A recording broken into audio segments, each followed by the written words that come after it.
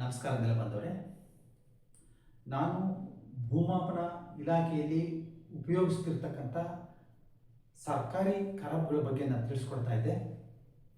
ಇವತ್ತಿನ ದಿವಸ ನಾನು ಬಂಡಿದಾರಿ ಬಗ್ಗೆ ತಿಳಿಸ್ಕೊಡ್ತೀನಿ. ನೀವು ಇಲ್ಲಿ ಕಾಣಬಹುದು, ಈ ಒಂದು ಗ್ರಾಮ ನಕಾಶೆ ಆಗಿರುತ್ತೆ. ಇಲ್ಲಿ 2 ಡಾಟ್ ಗೆರೆಗಳಿಂದ ತೋರಿಸಿರ್ತಕ್ಕಂಥ ಗುರುತು ಬಂಡಿದಾರಿ ಆಗಿರುತ್ತೆ. ಇದು ಸಂಬಂಧಪಟ್ಟಂಥ ಊರಿಂದ ಇಂತಹ ಊರಿಗೆ ಹೋಗುತ್ತೆ ಅನ್ನೋದನ್ನು ಗುರುತು ಮಾಡಿರ್ತಾರೆ. ಈ ಬಂಡಿದಾರಿ ಕಾಯ್ದಿರಿಸಿದಂಥ ಖರಾಬಾಗಿರುತ್ತೆ. ಭಾರತ ಹಳ್ಳಿಗಳ ದೇಶ ಆಗಿತ್ತು. ವ್ಯವಸಾಯವೇ ಮೂಲ ಕಸುಬಾಗಿತ್ತು. ಬ್ರಿಟಿಷ್ನವರು ವ್ಯಾಪಾರಕ್ಕೆ ಅಂತ ಭಾರತಕ್ಕೆ ಬರ್ತಾರೆ. ಆ ಸಂದರ್ಭದಲ್ಲಿ ಇಲ್ಲಿರ್ತಕ್ಕಂಥ ರಸ್ತೆಗಳು ಸಮರ್ಪಕವಾಗಿರಲಿಲ್ಲ. ಸಾರ್ವಜನಿಕರು ದೈನಂದಿನ ಕೆಲಸಗಳಿಗೆ ನಡೆದುಕೊಂಡು ಎತ್ತಿನ ಗಾಡಿಯಲ್ಲಿ ಅಥವಾ ಇನ್ನಿತರ ಸೌಕರ್ಯದ ಮೂಲಕ ಪ್ರಯಾಣ ಮಾಡ್ತಾ ಇದ್ರು. 18ನೇ ಶತಮಾನದಲ್ಲಿ ಬ್ರಿಟಿಷ್ನರು ಭೂಮಾಪನ ಮಾಡಿಸಿ ಜಮೀನಿನ ಸ್ಥಿತಿಯಂತೆ ಇದ್ದ ಎಲ್ಲ ರಸ್ತೆಗಳನ್ನು ಅಳತೆ ಮಾಡಿ ಅದಕ್ಕೆ ಸಂಬಂಧಪಟ್ಟಂಥ ಪೂರಕ ದಾಖಲೆಗಳನ್ನು ತಯಾರಿಸಿದ್ದಾರೆ. ಇವುಗಳನ್ನ ತಾವು ಭೂಮಾಪನ ಇಲಾಖೆಯಲ್ಲಿ ಕಾಣಬಹುದಾಗುತ್ತೆ. ಬಂಡಿದಾರಿಯನ್ನು ನಾನು ಈಗಾಗಲೇ ತಿಳಿಸಿರ್ತ ಹಾಗೆ 2 ಡಾಟ್ ಗೆರೆಗಳಿಂದ ತೋರಿಸಿರ್ತಾರೆ. ಇದು 10 ಆಣೆ ಇರುತ್ತೆ, ಅಂದರೆ 30 ಕೊಂಡಿ ಲಿಂಕ್ಸ್ ಇರುತ್ತೆ, ಅಂದರೆ 20 ಅಡಿ ಅಗಲ ಇರುತ್ತೆ. ಈ 20 ಅಡಿಗಳನ್ನು ಕಾಯ್ದಿರಿಸಿದ್ದು ಉದ್ದೇಶ ಏನು ಅನ್ನೋದು ಇದುವರೆಗೂ ಯಾರಿಗೂ ಗೊತ್ತಾಗ್ತಾ ಇಲ್ಲ.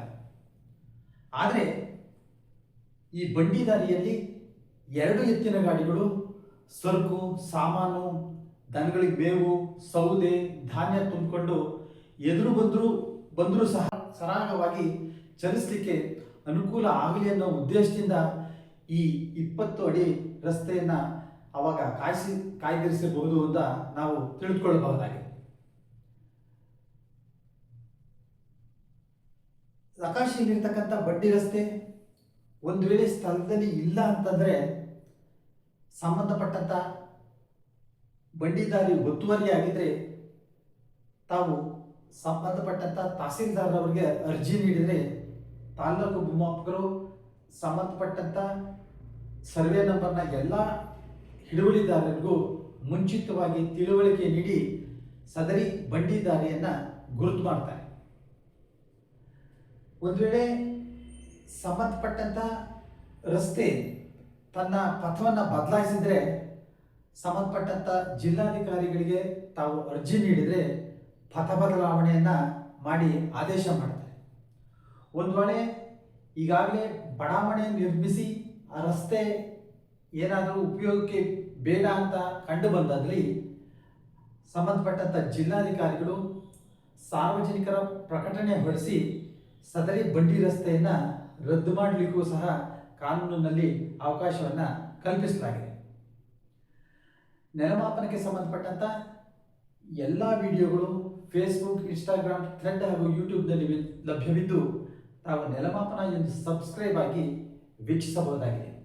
ಮುಂದಿನ ಸಂಚಿಕೆಯಲ್ಲಿ ನಾನು ಮತ್ತೊಂದು ಕರ ಬಗ್ಗೆ ತಿಳಿಸ್ಕೊಡ್ತೀನಿ. ಅಲ್ಲಿವರೆಗೂ ನಮಸ್ಕಾರ.